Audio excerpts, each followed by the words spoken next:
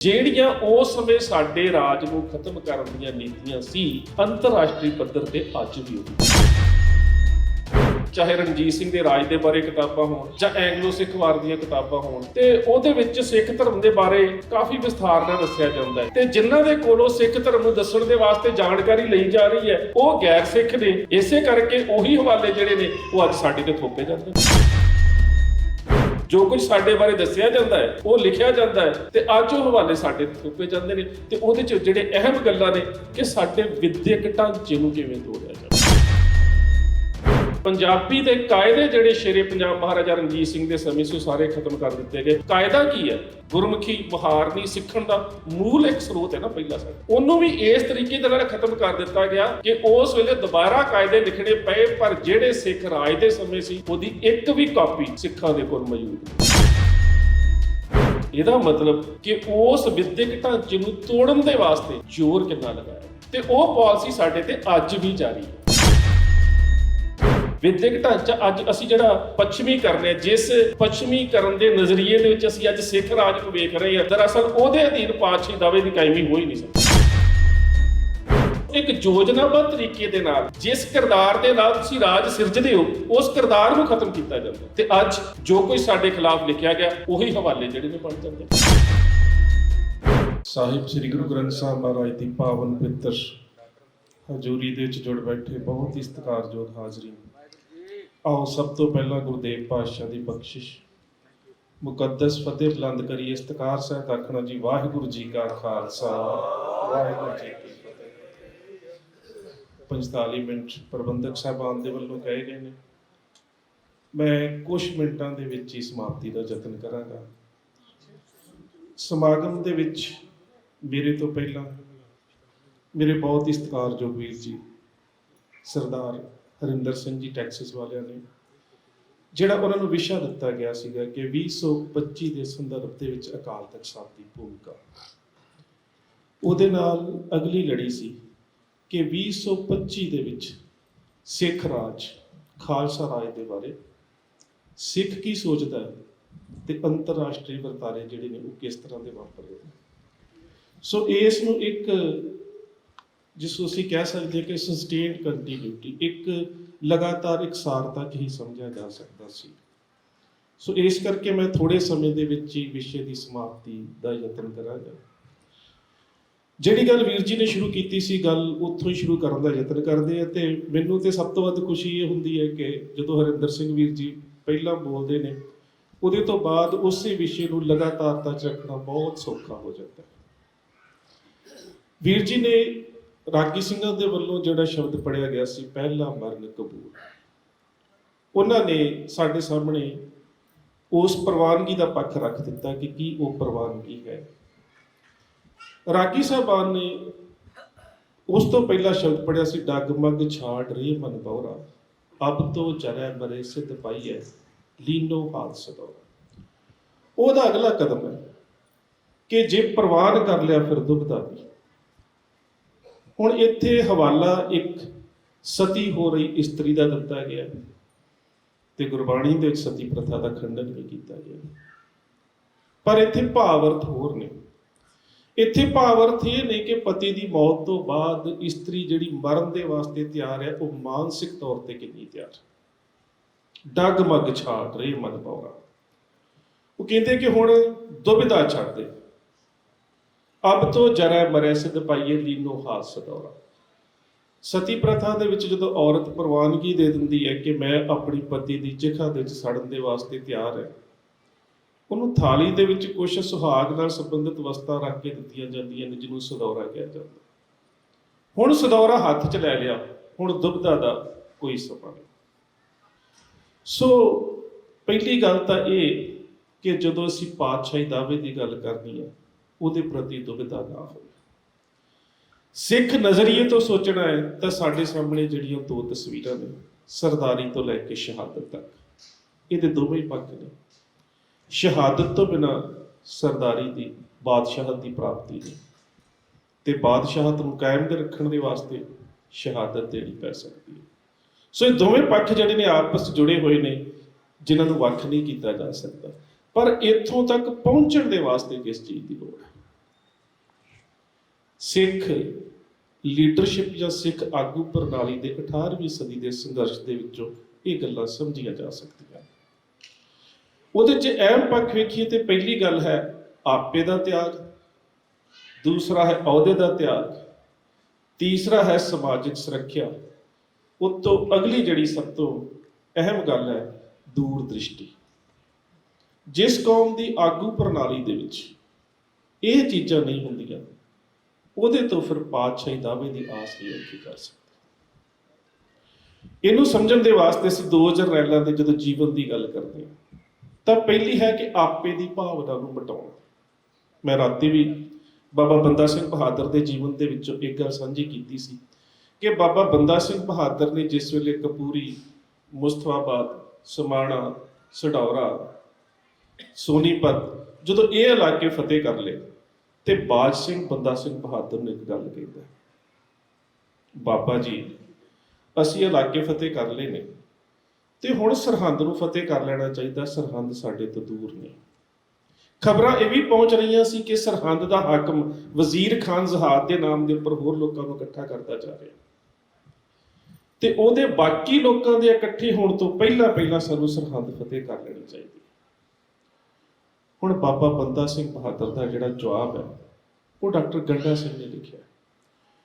ਉਹ ਕਹਿੰਦੇ ਕਿ ਬੰਦਾ ਸਿੰਘ ਨੇ ਜਵਾਬ ਦਿੱਤਾ, ਕਹਿੰਦਾ ਕਿ ਜਿਹੜੇ ਹੁਕਮਨਾਮੇ ਮਾਝੇ, ਮਾਲਵੇ, ਦੁਆਬੇ ਦੇ ਸਿੱਖਾਂ ਨੂੰ ਗੁਰੂ ਦੇ ਬਖਸ਼ੇ ਹੋਏ ਭੇਜੇ ਗਏ, ਉਹ ਸਾਰੇ ਸਿੱਖ ਜਿਹੜੇ ਨੇ ਸਾਡੇ ਨਾਲ ਰਲਣ ਵਾਸਤੇ ਆ ਰਹੇ ਨੇ ਤੇ ਸਾਰੇ ਸਿੱਖਾਂ ਦੇ ਮਨ ਦੇ ਵਿੱਚ ਸਰਹੰਦ ਦੇ ਵਿੱਚ ਜਿਹੜਾ ਸਿੱਖਾਂ ਦੇ ਉੱਪਰ ਕਹਿਰ ਹੋਇਆ ਤੇ ਗੁਰੂ ਸਾਹਿਬ ਦੇ ਫਰਜ਼ੰਦਾਂ ਦੀ ਸ਼ਹਾਦਤ ਹੋਈ ਹੈ, ਸਾਰਿਆਂ ਦੇ ਮਨਾਂ ਦੇ ਵਿੱਚ ਬਰਾਬਰ ਦਾ ਰੋਸ ਹੈ ਤੇ ਮੈਂ ਨਹੀਂ ਚਾਹੁੰਦਾ ਕਿ ਉਹਨਾਂ ਦੀ ਸ਼ਮੂਲੀਅਤ ਤੋਂ ਬਿਨਾਂ ਸਰਹੰਦ ਨੂੰ ਫਤਿਹ ਕਰਕੇ ਮੈਂ ਸਾਰਾ ਕ੍ਰੈਡਿਟ ਜਾਂ ਉਸ ਦਾ ਸਾਰਾ ਜਿਹੜਾ ਕਹਿ ਸਕਦੇ ਹੋ ਕਿ ਲਾਹਾ ਉਹ ਮੈਂ ਆਪਣੇ ਸਿਰ। ਇਹ ਜਿਹੜੀ ਜਿੱਤ ਹੈ ਇਹ ਕੌਮ ਦੀ ਸਮੂਹਿਕ ਤੌਰ ਤੇ ਹੋਵੇਗੀ। ਸੋ ਪਹਿਲੀ ਗੱਲ ਤੇ ਇਹ ਹੁੰਦੀ ਕਿ ਕੀ ਆਗੂ ਦੇ ਵਿੱਚ ਇਸ ਤਰ੍ਹਾਂ ਦੀ ਤਿਆਗ ਦੀ ਭਾਵਨਾ ਹੈ। ਦੂਸਰੀ ਗੱਲ ਹੈ ਕਿ ਕੀ ਆਗੂ ਦੇ ਵਿੱਚ ਦੂਰ ਦ੍ਰਿਸ਼ਟੀ ਹੈ। ਅਹਿਮਦ ਸ਼ਾਹ ਅਬਦਾਲੀ ਹਮਲਾਵਰ ਹੋ ਕੇ ਆ ਰਹੇ ਲਾਹੌਰ ਦੇ ਕੋਲ ਇੱਕ ਪਿੰਡ ਦੇ ਵਿੱਚ ਸੁਲਤਾਨੁਲ ਕੌਮ ਸਰਦਾਰ ਜੱਸਾ ਸਿੰਘ ਆਹਲੂਵਾਲੀਆ, ਨਵਾਬ ਕਪੂਰ ਸਿੰਘ ਤੇ ਮਹਾਰਾਜਾ ਰਣਜੀਤ ਸਿੰਘ ਦਾ ਦਾਦਾ ਸਰਦਾਰ ਚੜ੍ਹ ਸਿੰਘ ਬੈਠੇ ਆਪਸ ਵਿੱਚ ਸਲਾਹ ਮਸ਼ਵਰਾ ਹੋ ਰਿਹਾ ਹੈ ਤੇ ਸਰਦਾਰ ਜੱਸਾ ਸਿੰਘ ਆਹਲੂਵਾਲੀਆ ਨਵਾਬ ਕਪੂਰ ਸਿੰਘ ਨੂੰ ਕਹਿੰਦੇ ਨੇ ਕਿ ਅਬਦਾਲੀ ਦੀਆਂ ਫੌਜਾਂ ਸਾਡੇ ਤੋਂ 3 ਕੋ ਦੂਰ ਬੈਠੀਆਂ ਨੇ ਡੇਰਾ ਲਾ ਕੇ, ਸਾਨੂੰ ਇਹਨਾਂ ਫੌਜਾਂ ਦੇ ਉੱਪਰ ਹਮਲਾ ਕਰਨਾ ਚਾਹੀਦਾ। ਸਰਦਾਰ ਚੜ੍ਹ ਸਿੰਘ ਕਹਿੰਦੇ ਨੇ ਕਿ ਅਬਦਾਲੀ ਸਾਡੇ ਉੱਪਰ ਹਮਲਾਵਰ ਹੋ ਕੇ ਨਹੀਂ ਆਇਆ, ਇਸ ਵਾਰੀ ਅਬਦਾਲੀ ਦਿੱਲੀ ਜਾ ਰਿਹਾ ਹੈ ਤੇ ਸਾਨੂੰ ਅਬਦਾਲੀ ਦੇ ਨਾਲ ਇਸ ਵੇਲੇ ਖਾਮ-ਖਾ ਲੜਾਈ 'ਚ ਪੈਣ ਦੀ ਲੋੜ ਨਹੀਂ। ਹੁਣ ਇਹ ਦੋ ਜਰਨੈਲਾਂ ਦੀ ਗੱਲ ਹੈ, ਸਰਦਾਰ ਜੱਸਾ ਸਿੰਘ ਆਹਲੂਵਾਲੀਆ ਤੇ ਸਰਦਾਰ ਚੜ੍ਹ ਸਿੰਘ, ਪਰ ਉਹਨਾਂ ਤੋਂ ਵਡੇਰੇ ਉੱਥੇ ਬੈਠੇ ਨੇ ਨਵਾਬ ਕਪੂਰ ਸਿੰਘ। ਸਰਦਾਰ ਕਪੂਰ ਸਿੰਘ ਕਹਿੰਦੇ ਨੇ ਜੱਸਾ ਸਿੰਘ ਆਹਲੂਵਾਲੀਆ ਠੀਕ ਕਹਿ ਰਿਹਾ, ਸਾਨੂੰ ਅਬਦਾਲੀ ਤੇ ਹਮਲਾ ਕਰਨਾ ਚਾਹੀਦਾ। ਸਰਦਾਰ ਚੜ੍ਹ ਸਿੰਘ ਕਿਉਂ? ਕਹਿੰਦੇ ਕਿ ਦਿੱਲੀ ਅਬਦਾਲੀ ਦੇ ਸਾਹਮਣੇ ਬਿੱਲੀ ਦੇ ਬਰਾਬਰ ਹੈ, ਦਿੱਲੀ ਅਹਿਮਦ ਸ਼ਾਹ ਅਬਦਾਲੀ ਦੇ ਅੱਗੇ ਨਹੀਂ ਟਿਕ ਸਕਦੀ। ਅਗਲਾ ਨਿਸ਼ਾਨਾ ਅਸੀਂ ਹੋਵਾਂਗੇ, ਪਰ ਜੇਕਰ ਅਸੀਂ ਅੱਜ ਉਸ ਦੇ ਉੱਪਰ ਹਮਲਾ ਕਰਕੇ ਉਹਦੀ ਯੁੱਧ ਨੀਤੀ, ਉਹਦੇ ਹਥਿਆਰ, ਉਹਦੇ ਘੋੜੇ, ਉਹਦੇ ਘੋੜਸਵਾਰ ਤੇ ਉਹਦੀ ਪੈਦਲ ਸੈਨਾ ਤੇ ਬਾਕੀ ਉਹਦੀ ਸ਼ਸਤਰਬੱਧਤਾ ਜਿਹੜੀ ਹੈ, ਜੇਕਰ ਉਹਨੂੰ ਹੋਣੀ ਭਾਂਪ ਲਈਏ ਤੇ ਅਗਲੇਰੇ ਸਮੇਂ ਦੇ ਵਿੱਚ ਜਿਹੜੀਆਂ ਜੰਗਾਂ ਲੜਨੀਆਂ ਨੇ ਸਾਨੂੰ ਉਹਨਾਂ ਦੇ ਵਿੱਚ ਆਸਾਨੀ ਹੋਵੇਗੀ। ਸੋ ਇਹ ਇੱਕ ਆਗੂ ਦੀ ਦੂਰ ਦ੍ਰਿਸ਼ਟੀ ਹੈ ਕਿ ਦੁਸ਼ਮਣ ਨੂੰ ਸਮਝਣਾ। ਅੱਜ ਦੇ ਸਮੇਂ ਦੇ ਵਿੱਚ ਸਾਡੀ ਆਗੂ ਪ੍ਰਣਾਲੀ ਦੇ ਵਿੱਚ ਇਹ ਵੀ ਇੱਕ ਬਹੁਤ ਵੱਡੀ ਘਾਟ ਰਹੀ ਹੈ। ਉਹਦੇ ਤੋਂ ਜਿਹੜੀ ਅਹਿਮ ਗੱਲ ਹੈ ਉਹ ਹੈ ਸਮਾਜ ਦੀ ਸੁਰੱਖਿਆ। ਜਿੰਨਾ ਚਿਰ ਤੱਕ ਕਿਸੇ ਵੀ ਸਮਾਜ ਜਾਂ ਕਿਸੇ ਖਿੱਤੇ 'ਚ ਰਹਿ ਰਹੇ ਲੋਕਾਂ ਨੂੰ ਆਗੂ ਪ੍ਰਣਾਲੀ ਦੇ ਪ੍ਰਤੀ ਇਹ ਭਾਵਨਾ ਜਨਮ ਨਹੀਂ ਲੈਂਦੀ ਕਿ ਇਹ ਆਗੂ ਪ੍ਰਣਾਲੀ ਜਿਹੜੀ ਹੈ ਉਹ ਸਾਡੀ ਸਮਾਜਿਕ ਸੁਰੱਖਿਆ ਦੀ ਜਾਮਨ ਹੋਵੇਗੀ, ਉਹਨਾਂ ਚਿਰ ਸੰਘਰਸ਼ ਕਦੀ ਵੀ ਲੋਕ ਸੰਘਰਸ਼ ਨਹੀਂ ਬਣਦਾ। ਬਾਬਾ ਬਘੇਲ ਸਿੰਘ ਤੇ ਸਰਦਾਰ ਆਹਲੂਵਾਲੀਆ ਜਦੋਂ ਦਿੱਲੀ ਫਤਿਹ ਕਰਦੇ ਨੇ, ਦਿੱਲੀ ਬੈਠੇ ਨੇ, ਦਿੱਲੀ ਦੇ ਹਾਕਮ ਜਿਹੜੇ ਨੇ ਉਹਨਾਂ ਨੇ ਤਕਰੀਬਨ ਜਿਹੜੀ ਹੈ ਨਜ਼ਰਾਨੇ ਦੇ ਕੇ ਈਨ ਮੰਗ ਲਈ। ਉਸ ਵੇਲੇ ਦੀ ਇੱਕ ਘਟਨਾ ਪ੍ਰਿੰਸੀਪਲ ਸਵਰਨ ਸਿੰਘ ਹੋਣਾ ਨੇ ਲਿਖੀ ਹੈ। ਉਹ ਕਹਿੰਦੇ ਨੇ ਕਿ ਜੌਹਰੀ ਬਾਜ਼ਾਰ ਦੇ ਕੁਝ ਸੁਨਿਆਰੇ ਜਿਹੜੇ ਸੋਨੇ ਦਾ ਕੰਮ ਕਰਦੇ ਸੀ, ਉਹ ਇਹਨਾਂ ਸਰਦਾਰਾਂ ਦੇ ਸਾਹਮਣੇ ਪੇਸ਼ ਹੋਏ। ਉਹਨਾਂ ਦੀ ਅੱਖਾਂ ਦੇ ਵਿੱਚ ਹੰਝੂ ਸੀ। ਸਰਦਾਰ ਬਘੇਲ ਸਿੰਘ ਸਰਦਾਰ ਜੱਸਾ ਸਿੰਘ ਨੂੰ ਕਹਿੰਦੇ ਲੱਗਦਾ ਹੈ ਕਿ ਸਾਡੇ ਨਾਲ ਆਏ ਕਿਸੇ ਜਥੇ ਨੇ ਜੌਹਰੀ ਬਾਜ਼ਾਰ ਦੇ ਜੌਹਰੀਆਂ ਨੂੰ ਸ਼ਾਇਦ ਲੁੱਟ ਲਿਆ। ਇਹਨਾਂ ਦੀ ਅੱਖਾਂ ਦੇ ਵਿੱਚ ਹੰਝੂ ਤਾਂ ਨੇ ਕਿ ਕਿਸੇ ਨਾ ਕਿਸੇ ਸੁਨਿਆਰੇ ਨੂੰ ਸ਼ਾਇਦ ਲੁੱਟ ਲਿਆ ਸਾਡੇ ਕਿਸੇ ਜਥੇ ਨੇ। ਤੇ ਚਲੋ ਕੋਈ ਗੱਲ ਨਹੀਂ, ਜੇ ਕਿਸੇ ਜਥੇ ਨੇ ਇਵੇਂ ਦੀ ਆਪ ਉਦਰੀ ਕਾਰਵਾਈ ਕਰ ਦਿੱਤੀ ਹੈ ਤੇ ਅਸੀਂ ਇਹਨਾਂ ਨੂੰ ਯਕੀਨ ਦਿਵਾਉਂਦੇ ਹਾਂ ਕਿ ਤੁਹਾਡਾ ਹਰਜ਼ਾਨਾ ਅਸੀਂ ਭਰ ਦਿਆਂਗੇ। ਉਹ ਸਾਹਮਣੇ ਆਏ ਤੇ ਉਹਨਾਂ ਦੇ ਬੋਲਣ ਤੋਂ ਪਹਿਲਾਂ ਹੀ ਸਰਦਾਰ ਜੱਸਾ ਸਿੰਘ ਕਹਿੰਦੇ ਨੇ ਕਿ ਜੇ ਤੁਹਾਡਾ ਕੋਈ ਹਰਜ ਹੋਇਆ, ਜੇ ਤੁਹਾਡਾ ਕੋਈ ਨੁਕਸਾਨ ਹੋਇਆ, ਜੇ ਕਿਸੇ ਜਥੇ ਨੇ ਤੁਹਾਡੀ ਕਿਸੇ ਦੁਕਾਨ ਦੀ ਜਾਂ ਕਿਸੇ ਵਪਾਰੀ ਦੀ ਕੋਈ ਲੁੱਟਮਾਰ ਕੀਤੀ ਹੈ ਤੇ ਤੁਸੀਂ ਰੋਵੋ ਨਾ, ਤੁਹਾਡੀਆਂ ਅੱਖਾਂ 'ਚ ਹੰਝੂ ਨਹੀਂ ਚਾਹੀਦੇ, ਤੁਸੀਂ ਰੋਵੋ ਨਾ, ਤੁਸੀਂ ਸਾਡੇ ਤੋਂ ਇਹ ਵਿਸ਼ਵਾਸ ਲੈ ਕੇ ਜਾਓ ਕਿ ਜਿਸ ਦਾ ਵੀ ਹਰਜ਼ਾਨਾ ਹੈ ਇਮਾਨਦਾਰੀ ਨਾਲ ਦੱਸ ਦਿਓ, ਇਮਾਨਦਾਰੀ ਨਾਲ ਤੁਹਾਡੀ ਪੂਰਤੀ ਕਰ ਦੇਵਾਂਗੇ। ਉਹਨਾਂ ਦਾ ਜਵਾਬ ਪਤਾ ਕੀ ਸੀ? ਨਹੀਂ ਜਥੇਦਾਰ ਜੀ, ਨਹੀਂ ਸਰਦਾਰ ਜੀ, ਨਹੀਂ, ਅਸੀਂ ਇਸ ਕਰਕੇ ਨਹੀਂ ਰੋ ਰਹੇ, ਸਾਡੀਆਂ ਅੱਖਾਂ ਦੇ ਵਿੱਚ ਹੰਝੂ ਜਾਂ ਸਾਡੇ ਚਿਹਰੇ ਜਿਹੜੇ ਨੇ ਉਹ ਇਸ ਕਰਕੇ ਤੁਹਾਡੇ ਸਾਹਮਣੇ ਅੱਜ ਪੇਸ਼ ਨਹੀਂ ਹੋਏ ਕਿ ਸਾਨੂੰ ਕਿਸੇ ਨੇ ਲੁੱਟ ਲਿਆ ਜਾਂ ਸਾਨੂੰ ਕਿਸੇ ਨੇ ਹਰਜ਼ਾਨਾ ਜਾਂ ਸਾਡਾ ਕੋਈ ਹਰਜ ਹੋ ਗਿਆ। ਸਾਡੀਆਂ ਅੱਖਾਂ ਦੇ ਵਿੱਚ ਹੰਝੂ ਦਾ ਇਸ ਕਰਕੇ ਆਏ ਕਿ ਜਿੰਨੀ ਵਾਰ ਵੀ ਕਿਸੇ ਨੇ ਦਿੱਲੀ ਨੂੰ ਲੁੱਟਿਆ, ਉਹਨੇ ਇੱਜ਼ਤ ਨੂੰ ਵੀ ਲੁੱਟਿਆ ਤੇ ਉਹਨੇ ਵਪਾਰੀਆਂ ਨੂੰ ਵੀ ਲੁੱਟਿਆ। ਇਹ ਪਹਿਲੇ ਜੇਤੂ ਆਏ ਨੇ ਜਿਨ੍ਹਾਂ ਨੇ ਦਿੱਲੀ ਨੂੰ ਤੇ ਜਿੱਤਿਆ, ਪਰ ਨਾ ਇੱਜ਼ਤ ਲੁੱਟੀ ਤੇ ਨਾ ਦੌਲਤ ਲੁੱਟੀ। ਬੋਲੇ ਸੋ ਨਿਹਾਲ, ਸਤਿ ਸ੍ਰੀ ਅਕਾਲ। ਇਹ ਸਾਡੇ ਆਗੂਆਂ ਦਾ ਕਿਰਦਾਰ ਸੀ। ਜਿੰਨਾ ਚਿਰ ਕੌਮ ਦੇ ਵਿੱਚ ਇਵੇਂ ਦਾ ਕਿਰਦਾਰ ਜਨਮ ਨਹੀਂ ਲੈਂਦਾ, ਉਹਨਾਂ ਚਿਰ ਤੱਕ ਪਾਤਸ਼ਾਹੀ ਦਾਵਾ ਜਿਹੜਾ ਹੈ ਉਹਦੀ ਪ੍ਰਾਪਤੀ ਜਾਂ ਉਹਦੇ ਤੱਕ ਪਹੁੰਚਣਾ ਬਹੁਤ ਔਖਾ ਹੈ। ਅਗਲੀ ਗੱਲ ਹੈ ਜਾਂਦੀ ਕਿ ਇਹ ਦਾਵਾ ਜਿਹੜਾ ਪਾਤਸ਼ਾਹੀ ਦਾਵਾ ਹੈ, ਇਹ ਹੈ ਕਿਵੇਂ ਦਾ, ਇਹਨੂੰ ਸਮਝਿਆ ਕਿਵੇਂ ਜਾ ਸਕਦਾ ਹੈ। ਤੇ ਇਹਦੇ ਤੋਂ ਅਗਲੀ ਗੱਲ ਕਿ ਇਸ ਦਾਅਵੇ ਦੇ ਉੱਪਰ ਦਾਅਵੇਦਾਰੀ ਕਰਨ ਵਾਲੇ ਲੋਕਾਂ ਦਾ ਕਿਰਦਾਰ ਕਿਵੇਂ ਦਾ ਹੋਵੇ, ਉਹ ਆਗੂ ਪ੍ਰਣਾਲੀ ਕਿਵੇਂ ਦੀ ਹੋਵੇ ਜਿਹੜੀ ਪਾਤਸ਼ਾਹੀ ਦਾਅਵੇ ਦੀ ਗੱਲ ਕਰ ਸਕਦੀ। ਜ਼ਕਰੀਆ ਖਾਨ ਉਸ ਸਮੇਂ ਦੇ ਮਿਲ ਵਰਤਨੀਏ ਸਿੱਖ ਰਾਏ ਭਾਗੂ ਦੇ ਖਾਨਦਾਨ ਦੇ ਵਿੱਚੋਂ ਜੰਬਰ ਪਿੰਡ ਦੇ ਰਹਿਣ ਵਾਲੇ ਸਰਦਾਰ ਸ਼ਬੀਕ ਸਿੰਘ ਅਮੀਰ ਪਰਿਵਾਰ ਦੇ ਵਿੱਚੋਂ ਨੇ, ਪੜ੍ਹੇ ਲਿਖੇ ਨੇ, ਉਸ ਸਮੇਂ ਦੀ ਜਿਹੜੀ ਦਫ਼ਤਰੀ ਭਾਸ਼ਾ ਫਾਰਸੀ ਹੈ ਉਹਦੇ ਬੜੇ ਚੰਗੇ ਜਾਣਕਾਰ ਨੇ। ਆਪਣੀ ਉਸ ਸਮੇਂ ਜ਼ਕਰੀਆ ਖਾਨ ਦੇ ਲਾਹੌਰ ਦਰਬਾਰ ਦੇ ਵਿੱਚ ਠੇਕੇਦਾਰੀ ਦਾ ਕੰਮ ਵੀ ਉਹਨਾਂ ਦੇ ਕੋਲ ਹੈ। ਕਹਿਣ ਤੋਂ ਭਾਵ ਹੈ ਕਿ ਰਾਜਸੀ ਸੰਬੰਧ ਬੜੇ ਚੰਗੇ ਨੇ। ਅੱਜ ਜਿਹੜੀ ਇੱਕ ਸਮੱਸਿਆ ਜਿਸ ਦੀ ਵੀਰ ਜੀ ਨੇ ਨਿਸ਼ਾਨਦੇਹੀ ਕਰਕੇ ਤੁਹਾਨੂੰ ਉਹ ਸੀਮਤ ਸਮਝ ਦੱਸਿਆ ਸੀ ਕਿ ਉਸ ਸਮੇਂ ਜਿਹੜੀ ਸਿੱਖਾਂ ਦੀ ਨੁਮਾਇੰਦਗੀ ਹੈ ਜਾਂ ਸਰਬੱਤ ਖਾਲਸਾ ਹੈ, ਉਹ ਧਿਰ ਕਰਦੀ ਹੈ ਜਿਹੜੀ ਧਿਰ ਸੰਘਰਸ਼ੀਲ ਹੈ ਤੇ ਜਿਹੜੀ ਪਾਤਸ਼ਾਹੀ ਦਾਅਵੇ ਵੱਲ ਵਧਣਾ ਚਾਹੁੰਦੀ। ਜਿਹੜੀ ਸਰਕਾਰ ਦੇ ਨਾਲ ਮਿਲ ਕੇ ਚੱਲਣ ਵਾਲੀ ਧਿਰ ਹੈ, ਮਿਲ ਵਰਤਨੀਏ ਸਿੱਖ ਜਿਹੜੇ ਨੇ, ਉਹਨਾਂ ਨੂੰ ਸੱਦਾ ਤੇ ਦਿੱਤਾ ਜਾਂਦਾ ਹੈ ਪਰ ਉਹ ਕੌਮੀ ਨੁਮਾਇੰਦਗੀ ਨਹੀਂ ਕਰਦੇ।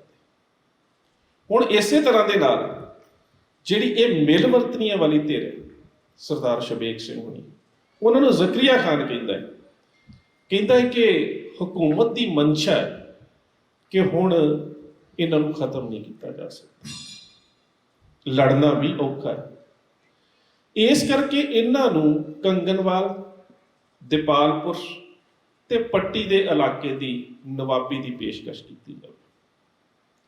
ਅਪ੍ਰੈਲ 1733 ਦੀ ਘਟਨਾ ਹੈ।